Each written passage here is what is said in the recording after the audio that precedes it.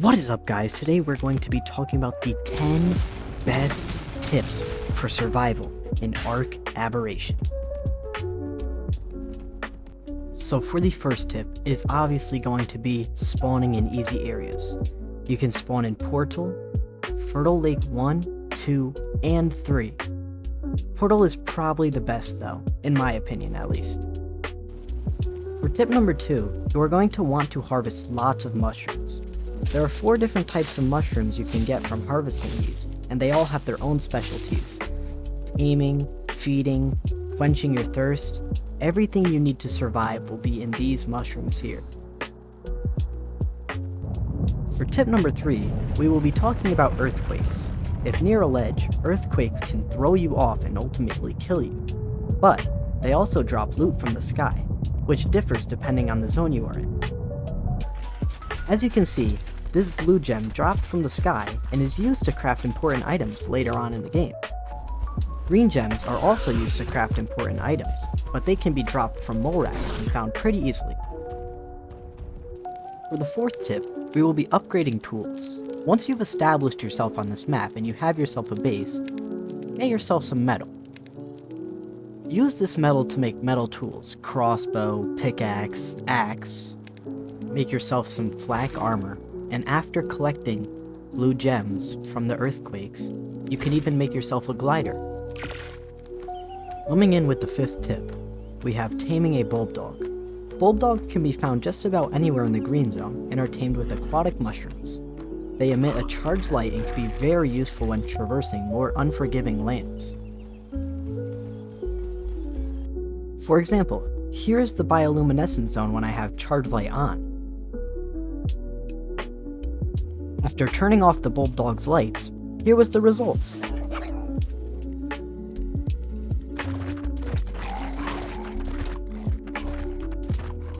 So unless you want to end up like this, make sure you keep the light on. For the 6th tip, related to the 4th, the glider. This amazing piece of technology can get you from one place to another with ease. This should be your go-to item for early game, and it is essential in any Aberration gameplay. For tip number 7, we have the Ravager. Taming yourself a Ravager is a must-do on Ark Aberration. Ravagers are a great way to get around, and they have a Nash effect which makes enemies slower and damages them. These guys are as simple as a bullet and a few tranks to knock them out. Just pop some raw meat in them and they're yours. Something cool about Ravagers is that they are actually able to zoom across zip lines. This is very handy and it makes it very easy to maneuver around Aberration. For tip number 8, the moment you've been waiting for, go get yourself a Cosmo. These cute little fellas are pretty simple to tame. They can be found almost everywhere, but mostly spawn in or near the blue zone. You can tame these guys with kiting, and all you have to do is play a simple game of red light, green light, as shown here.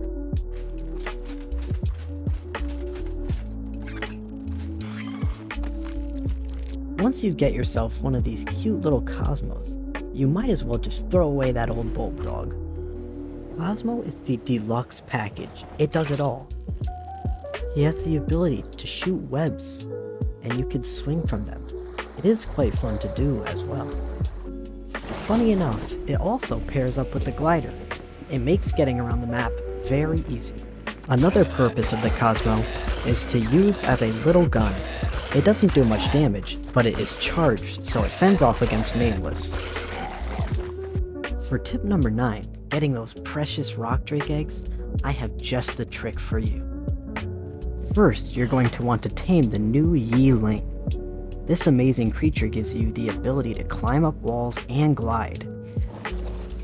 This is essentially all you need to collect rock drake eggs.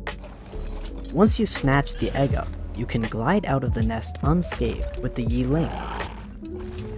Make sure you have your radiation suit on, or else the radiation poison will kill you. Once you've made it far enough out of the nest, the rock drakes will unaggro on you, and you will be safe, scot-free. For tip number 10, subscribe! It helps me and the rest of Respawn Point out a lot. Thank you guys so much for watching, and stay tuned for more content. Thank you.